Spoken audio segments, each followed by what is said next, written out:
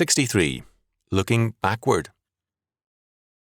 There's a beautiful old Negro spiritual which declares that nobody knows the troubles I've seen. The melody's lovely, but the words are all wrong. They look backward, not forward.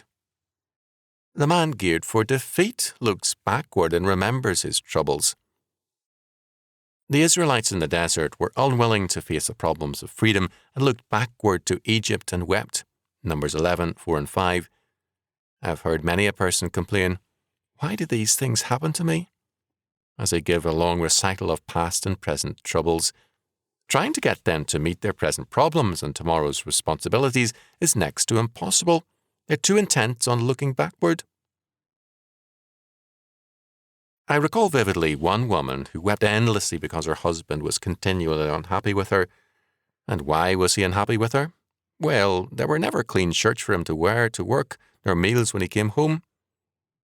She became very angry when I suggested that she start ironing and get meals ready on time. She wanted to recite all her past sorrows. Looking backward is a sign of spiritual death and an omen of physical death as well.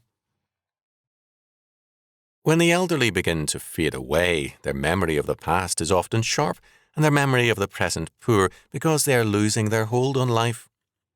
The Bible gives us an eloquent story of an old man with a forward look.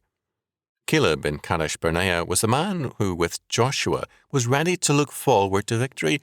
Numbers 13:30. Years later, at 85, Caleb declared his readiness to take on a new task, to conquer an enemy and to pioneer. Joshua 14:6-14. Caleb had a forward look. It meant simply that he believed in God and was therefore confident about his tomorrows. To hear some people talk, the devil runs the world, not God. They blame God for their own sins and their sorry mismanagement of their lives and of this world. They court misery like a miser clutching his money. They have no real interest in today and tomorrow. They are too involved in reliving and reciting past troubles and griefs. Leave them alone.